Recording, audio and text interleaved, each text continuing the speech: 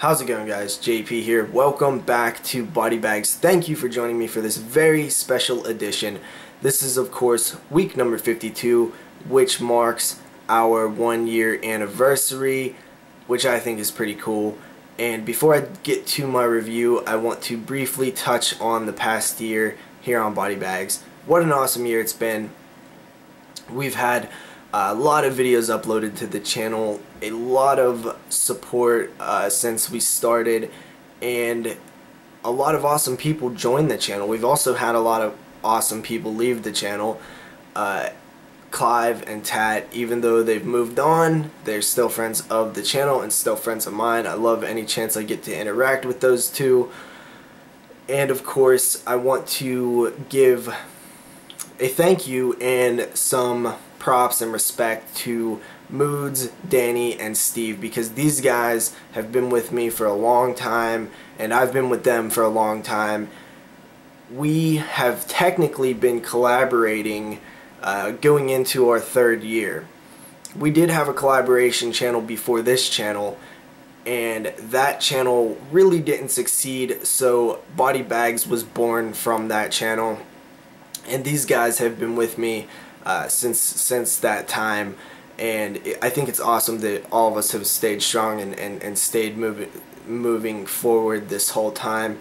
And even though technically it's been 2 years for us, it's been 1 year for Body Bags, and Madison has been with us the whole time. Glad that she's been a part of it, and of course Jeremy, who's been with us since day one.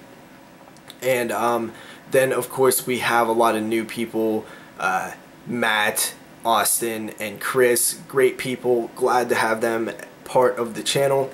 And overall, I'm just very excited about the future of Body Bags. We started doing weekly themes, which I think is a lot of fun. It really kind of reinvigorated the whole channel, and I'm sure we will come up with more things and themes to do down the road. But right now, just thank you to anybody who watches. I know I don't comment a lot, and that's just me being lazy. It's bad. I shouldn't do it, but I should start commenting more. But I thank you, because I do read all the comments that you do leave on the video. I just am a terrible person and don't reply. So let's get to my review. This week is part 2s for Body Bags the 2nd year. So I decided to review Trilogy of Terror 2 from the year 1996. And this is an anthology. It's a sequel to the 70s Trilogy of Terror. This one has not been released on DVD, I don't think, but I have a bootleg of it.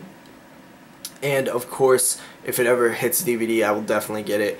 The first story is called The Graveyard Rats. This follows a woman who, this is a classic tale. The woman is a gold digger. She's with an older gentleman who has a lot of money, probably gonna die soon. She is also cheating on him, having an affair. He knows this, so he kind of plans out something that when he dies, she kind of gets screwed out of the money. Her and her lover figure out what the man has done, and they know that they can fix this situation by digging up his corpse and getting something that was buried with him, and then they can inherit all the money.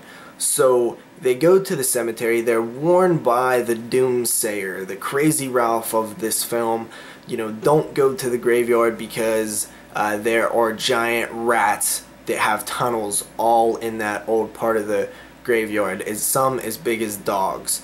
Of course, they do not listen to this warning. They go to the graveyard, and I'll leave it off there. This story is actually really good. I've always liked this one. This is the one I think of actually when I think of Trilogy of Terror 2. I love the creepiness of it, the doomsayer. It's a classic tale with a little, spin on it. The only problem, I think, is the rats themselves. They are practical, but they just needed to put a little more effort into them, and I think this segment would have been a lot more successful. They do come off looking unlifelike, and it kind of bogs it down a bit, but I do think it's still pretty strong. I like the setup, it's classic. I like the the creepiness of the graveyard, and it's actually kind of claustrophobic, and maybe if it was redone, I think it could be done really well. And let's face it, killer rats, giant rats, that's pretty cool, right? The second story is titled Bobby. Now this one follows a woman who we follow her around her house. She seems very sad and depressed. She has a balcony that overlooks kind of like a cliff and water and rocks, and she keeps looking at a photo of a young boy. We find out that this boy is her son. She kind of does a seance to bring her son back, and he does show back up. This is sort of your Pet Cemetery minus the cemetery and the cool old dude across the street.